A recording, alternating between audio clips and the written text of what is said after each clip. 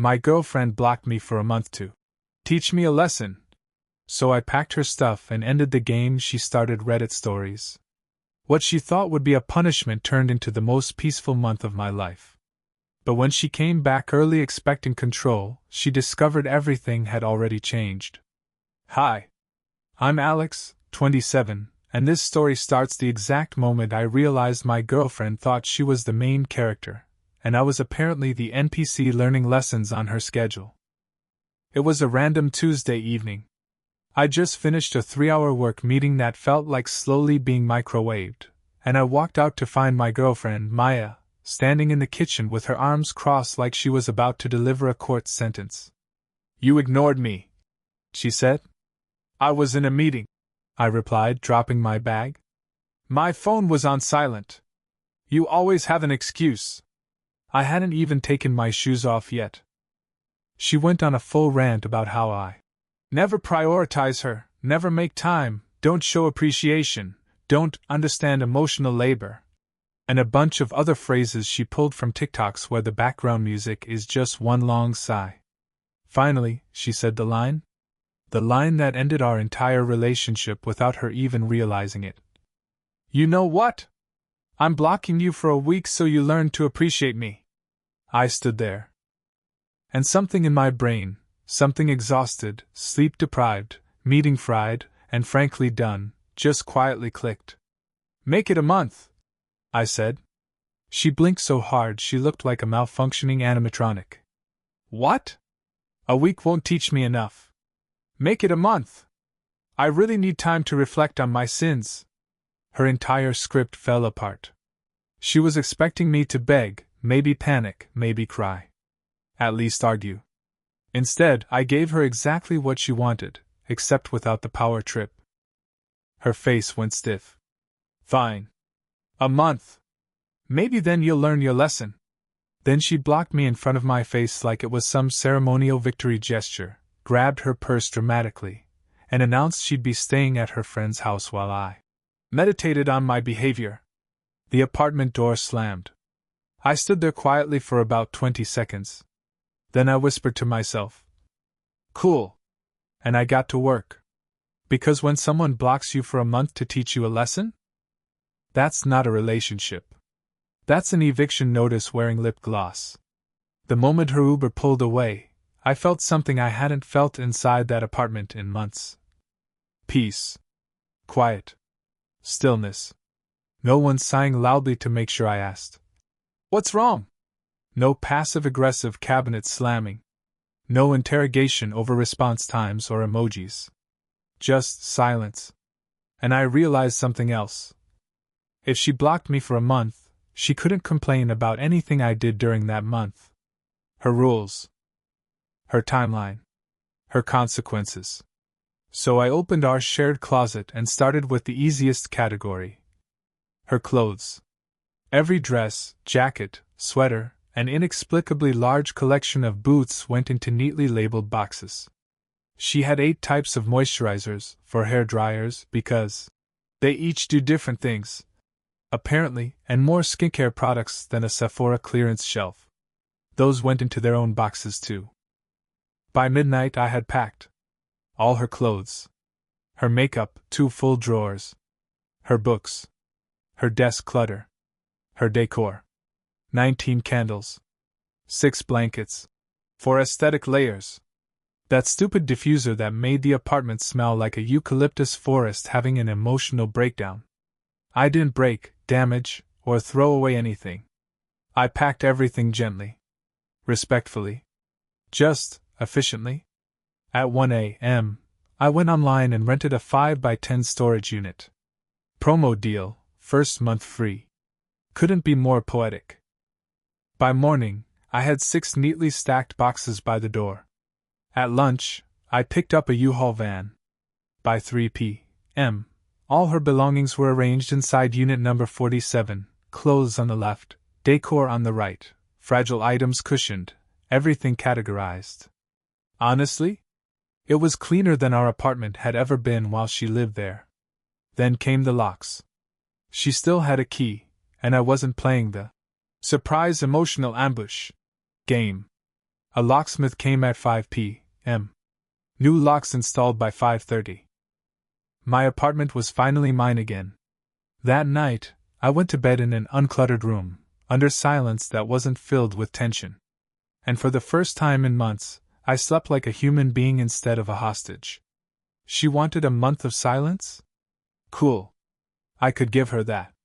But she had no idea that the person I'd be after that month was someone she would never have power over again. Day 5 of the Great Appreciation lesson rolled around, and honestly, I was thriving. Apartment spotless. Mental health up 40%. Blood pressure down 30%.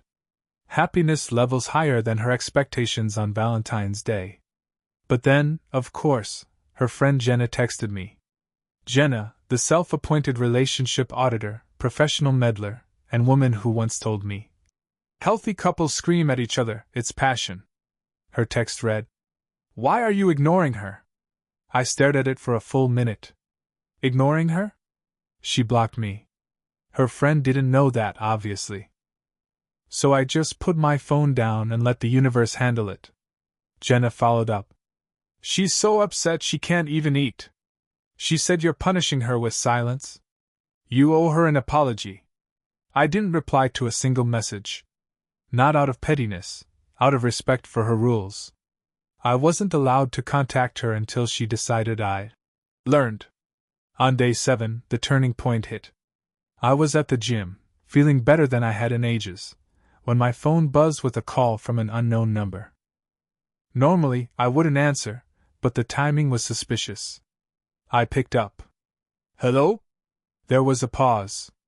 Then a voice I knew too well. "Did you miss me?" Oh. So the Queen of Boundaries had returned from her royal retreat.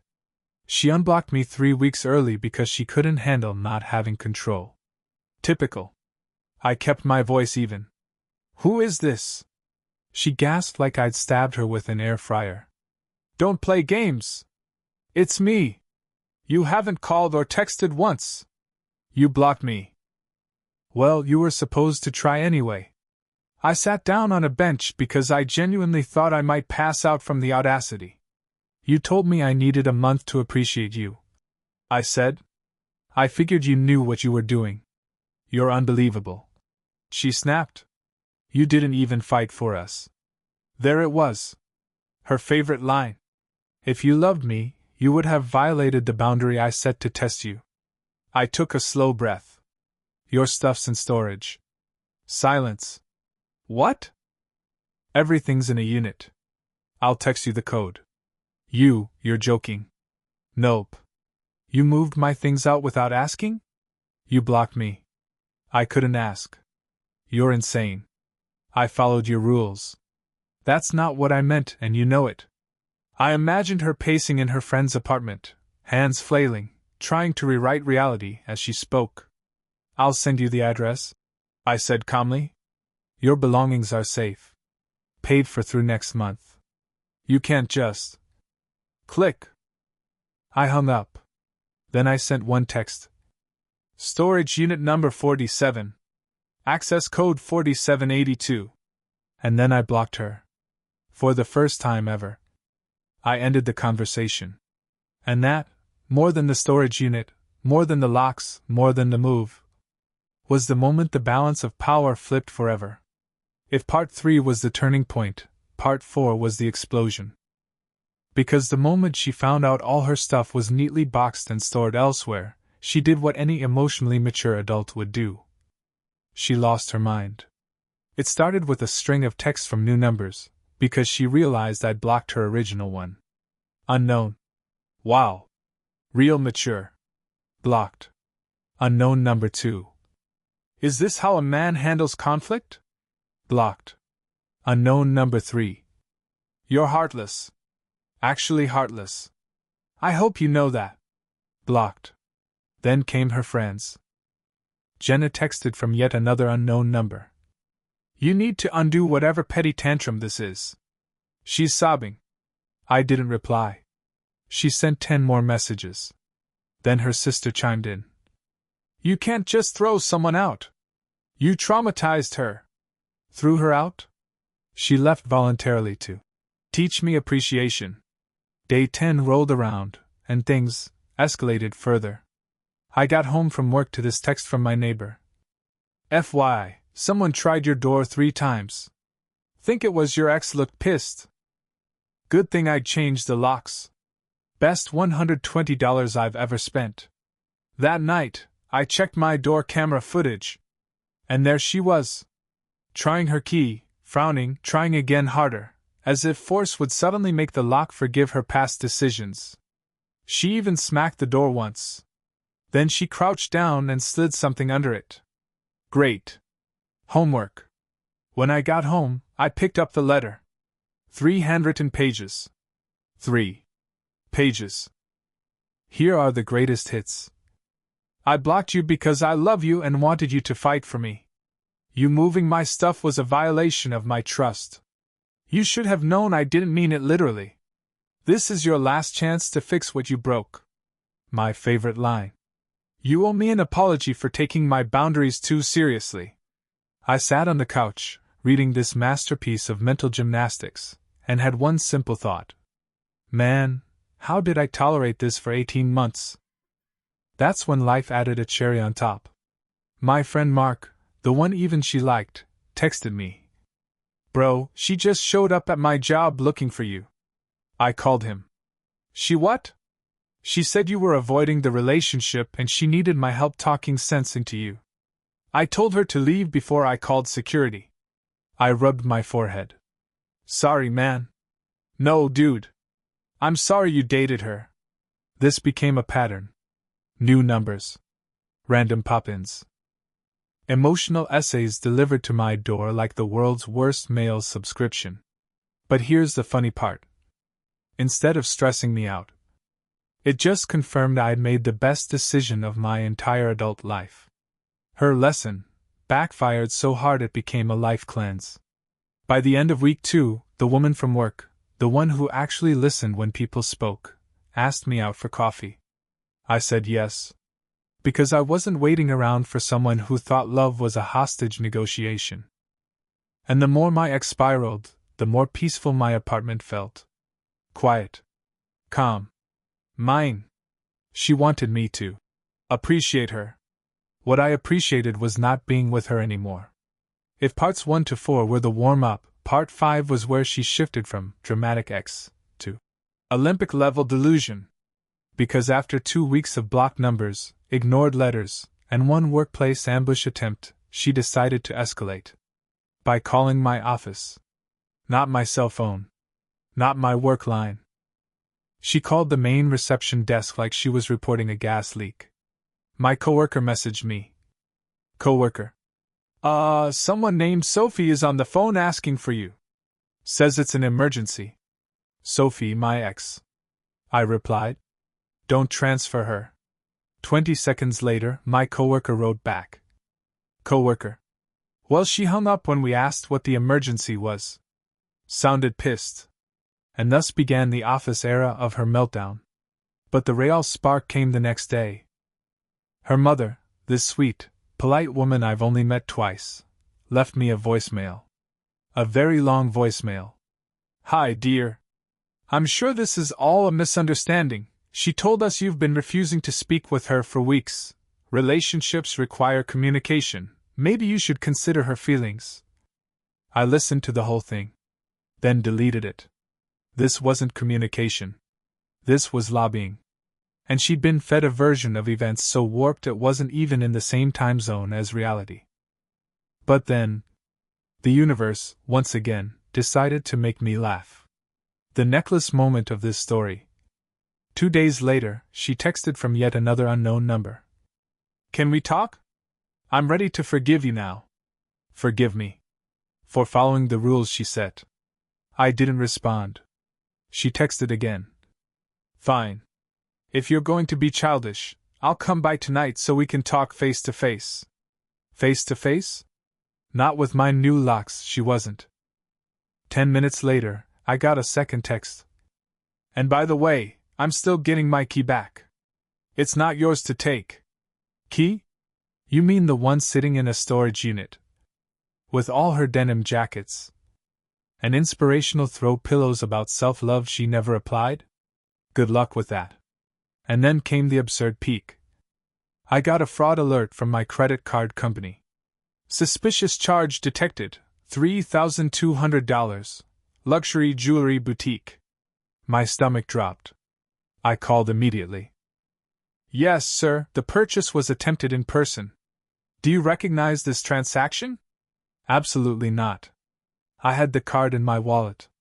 Which meant she used the card number she memorized months ago. My ex had literally committed credit card fraud to buy herself a bracelet as a relationship healing gesture. She called me 30 minutes later, emotional and triumphant. I did something big for us, she said. For us, she said. I bought a Tiffany bracelet to symbolize a fresh start. With my stolen card information? Oh my God, stop being dramatic. Couples share finances. We're not a couple. You're just emotionally punishing me right now. You committed a felony, Sophie. You're so ungrateful. I hung up mid-sentence. That night I told my bank everything. The charge was reversed. And her boutique trip became a fun little note on the fraud investigation paperwork. The breaking point? She showed up at my apartment building and demanded a new key. Security called me from the lobby. There's a woman here claiming she lives in your unit. I said. She does not. Please escort her out. They did. She called me 12 times that night. All blocked. Because she didn't understand yet. I wasn't playing her game anymore. I wasn't playing any game. I had already moved on. And every chaotic stunt she pulled only proved exactly why I left. She wanted me to appreciate her. All she did was make me appreciate my freedom. Week 3 hit, and this is when she stopped pretending to be sad and went full soap opera villain. Because after her credit card stunt failed, she pivoted into public theatrics. It started with a group chat. A group chat I did not ask to be added to. Suddenly my phone buzzed 14 times in a row and boom. Relationship intervention, 2 hearts sparkles. Members. My ex. 2 of her friends. Her sister.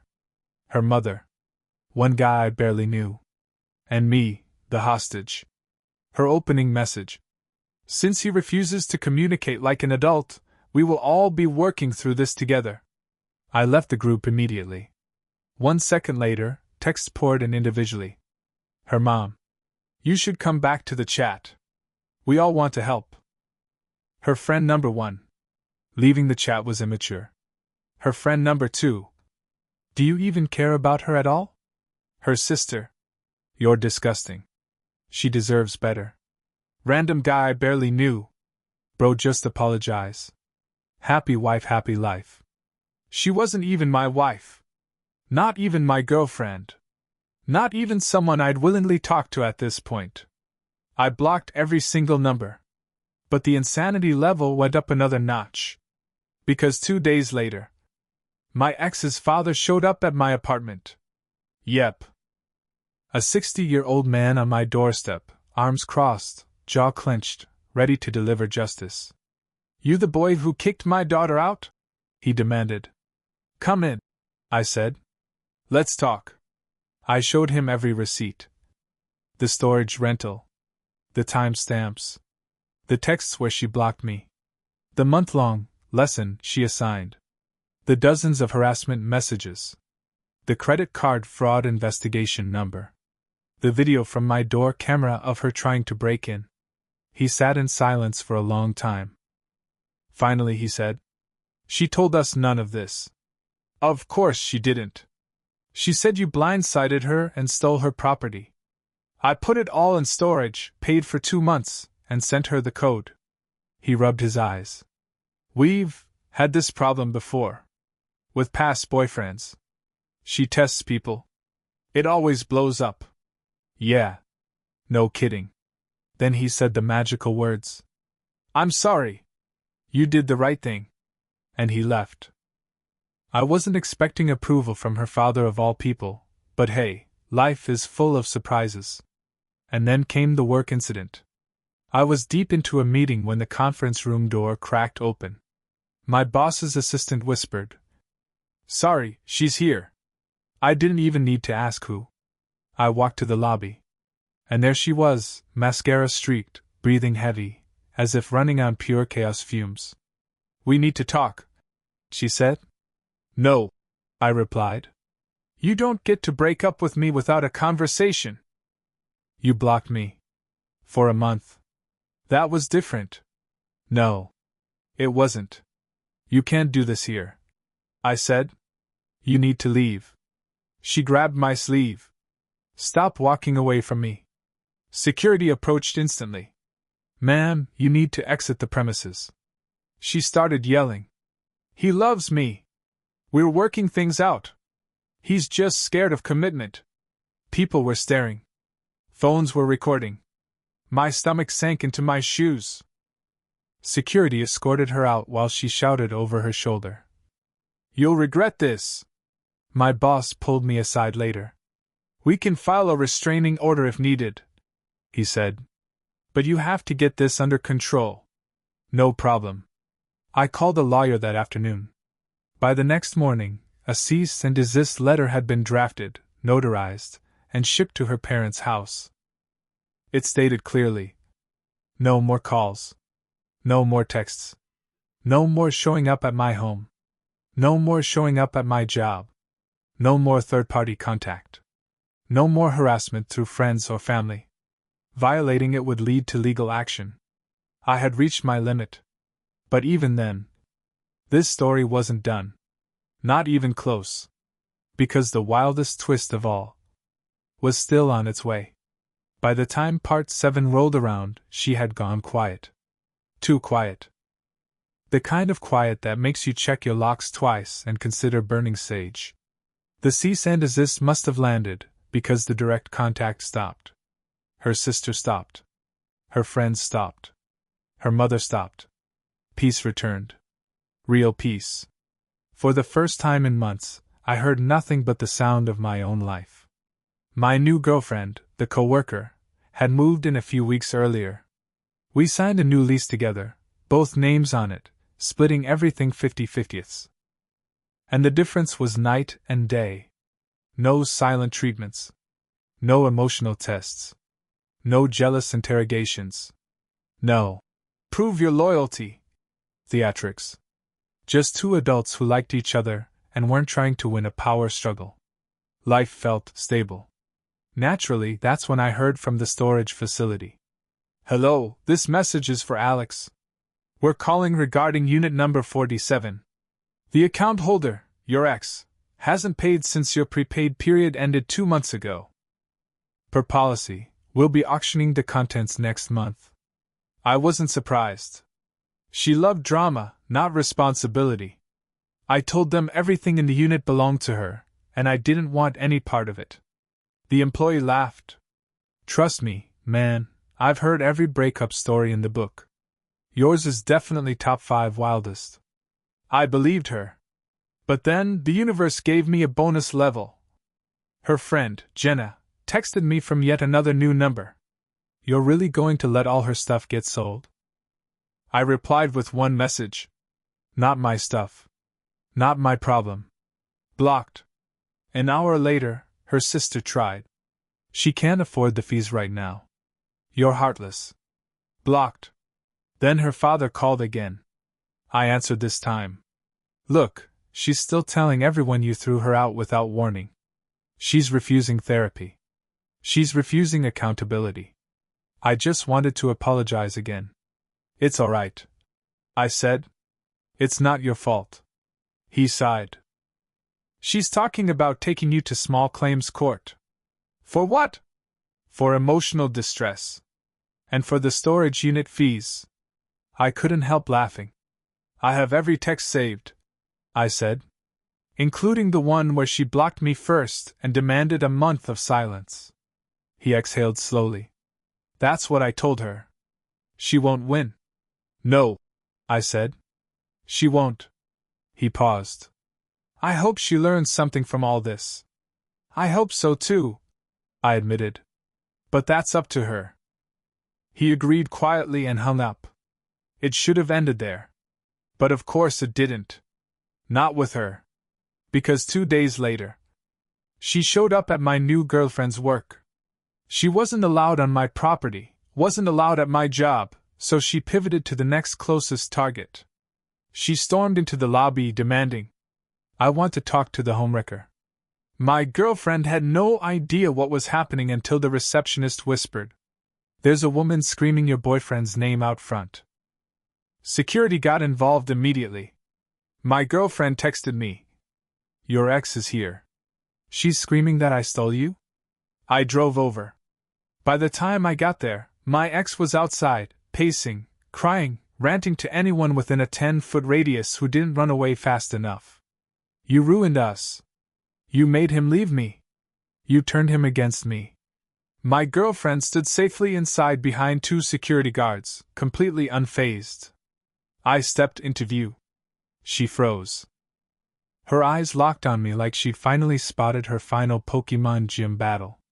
"This is your fault," she shouted at me. "You replaced me because you couldn't handle a real woman." "No," I said calmly. "I replaced chaos with peace." She staggered at that. "You can't just erase me. You can't just block me. We had a life." "You blocked me first," I said. "For a month. And I let you go. That's all. You're heartless." Security stepped forward. "Ma'am, you need to leave. The police have been called." She pointed at me, shaking. "You're going to regret this. Both of you." Then she got into an Uber, because of course she came to a meltdown without a getaway plan, and left. My girlfriend walked out after security cleared it. "You okay?" she asked. I nodded. "You?" She nodded too. That was something. "Yeah." Then she said the words that sealed it. "You made the right choice leaving her." I already knew that. But hearing someone sane say it? That helped. Now there was only one thing left. The auction. And that's where this whole saga finally ends. Because what happened next? Even I didn't expect it. The auction day arrived on a cold Saturday morning. I didn't go, obviously. But the storage facility manager, who'd been low-key invested in this breakup saga since the beginning, left me a voicemail. "Hey man, just letting you know the unit's sold. And you're not gonna believe who bought it." I called back out of curiosity. He laughed the second he picked up. "Her mother." I blinked. "Her mom bought the unit?" "Oh yeah." Showed up 20 minutes early with a reusable coffee mug and a face that said she regretted every choice she made between 1998 and now. I nearly choked. Apparently, there were 5 bidders. But the moment the door rolled up, exposing carefully stacked boxes, the mom stepped forward and said, "That's my daughter's. I'll take it." One of the regular bidders shrugged and said, "Lady, it's an auction. You gotta bid." Her mom stared him dead in the eyes and said, "Son, I'm not leaving without this unit. We can do this the easy way or the expensive way." He backed off immediately. She paid cash. Full price. Loaded everything into her SUV and drove off. I thought that was the end of it. It wasn't. Because 2 days later, her father called me. Again. This time, he sounded tired. Really tired. "Just thought you should know," he said. "Your ex is furious that her mother bought the unit." "Why?" "She said it was supposed to teach you a lesson." He sighed. "Instead, she said you won, and she looks stupid." I had no response to that. "She's yelling at everyone," he continued. "Her mom, her sister, me. Blaming us for not forcing you to take her back. We tried to get her into therapy again. She refuses. Says she doesn't need it." I stayed quiet. Then he said something I wasn't expecting. "Thank you for being decent about everything. You never badmouthed her. You just walked away. Most people wouldn't have done that." I didn't know what to say. He sighed again. "Take care of yourself, son. And take care of that new girl. She seems good for you." And then he hung up. That was 2 weeks ago. Since then? Nothing. No calls. No new numbers. No unexpected appearances at work. No letters under my door. No cryptic emails. No group chats I never asked to be in. Just silence. Real silence this time. My girlfriend and I settled into the new place. She added plants. I added shelving. We adopted a cat named Milo who likes to sleep on my keyboard while I type. Things feel steady. Healthy. Normal. 3 things happened recently that closed the book for me. 1. A mutual friend told me my ex has a new boyfriend. She's already rewriting history. In her version, I was controlling, emotionally cold, and abandoned her for no reason. Whatever. 2. The storage facility manager texted me a picture of the now empty unit with the caption, "Drama-free again." I laughed harder than I should have. 3. My girlfriend asked me if I ever wished things had ended differently. I didn't even hesitate. No. She taught me exactly what I don't want. And you taught me what I do. She smiled. Milo meowed. Life moved on. And that's really the end. No revenge arc. No courtroom showdown. No dramatic plot twist. Just a manipulative woman who finally ran out of people to manipulate. And the guy who stopped playing her game. 2 days after the auction, something happened that I honestly didn't expect. Peace actually started to feel real. You know how, after months of chaos, your body doesn't quite trust the calm yet? Like you're waiting for the next phone call, the next knock on the door, the next crisis you didn't order? Yeah. That was me. But slowly, painfully slowly, the tension started melting out of my shoulders. I wasn't checking my doorbell cam every hour. Wasn't bracing for unknown numbers. Wasn't waking up wondering if today was the day she tried something new. Life started feeling normal. Almost too normal. And then the universe decided to test my progress. It started with a text from a coworker. "Dude, you will not believe who just applied for a job here." My stomach dropped. There was only one, who it could be. I typed back. "Please tell me it's not who I think it is." He responded with a single sentence that made my soul briefly leave my body. "Your ex's full legal name." I saw her application. I sat at my desk, motionless. She knew where I worked. She'd shown up once before. She'd caused a scene. And now she was trying to get hired in the same building? The audacity is a renewable resource. My coworker sent another message. "Don't worry. Our HR manager recognized her name." She flagged the application immediately. I exhaled. Hard. New text. HR's exact words were, "Absolutely not. We don't hire walking tornadoes." Look, I don't know what HR has seen in their lifetime. But the fact they rejected her that fast? Comforting. The next day, I ran into our HR manager in the hallway. She lowered her voice like she was sharing government secrets. "Just so you're aware, she applied under a different email.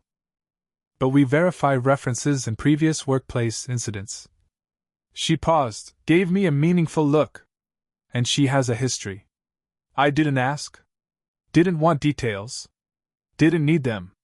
HR continued. "We're not bringing someone in who's shown a pattern of disruptive behavior. You're safe here." Safe. God, I hadn't realized how long it had been since I felt that at work. But the universe wasn't quite done. 3 days later, I encountered the last piece of unfinished business. Her sister. Again. Ran into her at the grocery store. Of all the places. She spotted me near the cereal aisle, squared her shoulders like she was about to challenge me to duel by Fruit Loops. "Oh. It's you." I nodded. "It's me." She lost everything. She lost a storage unit. I corrected. And she lost a relationship she sabotaged. "You're heartless." She blocked me and left for a month to teach me a lesson. That's not how she meant it. Then she should have said what she meant. Not my fault she plays games. Her sister scoffed hard enough to fog the frosted flakes. She said you traumatized her? I tilted my head. Did she tell you she tried to use my credit card after the breakup? Or that she showed up at my job screaming? Or that she contacted my family? Or that she ignored the storage unit for 2 months? Her sister froze. No. Of course not. Because she only tells the version where she's the victim. Silence. Then her sister whispered something I didn't see coming.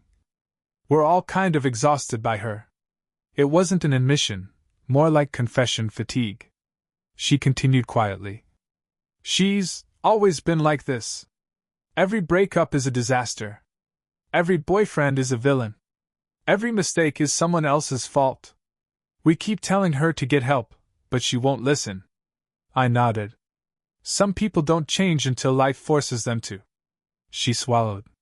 Do you think she'll be okay? She will, I said. Because people like her always land somewhere. But she won't be okay until she wants to be. Her sister looked down at her cart. I'm sorry for the things I said to you. Apology accepted. She walked away slowly, quieter than I'd ever seen her. I finished shopping, walked outside, and realized something. For the first time. The chapter really felt closed. No tension. No loose threads. No part of me waiting for the next explosion. My girlfriend was waiting for me at home, meal prepping for the week with Milo supervising from atop the fridge like a tiny judgmental kitchen god. I set the groceries on the counter. She turned, smiled, walked over, and kissed me. How was the store? I shrugged.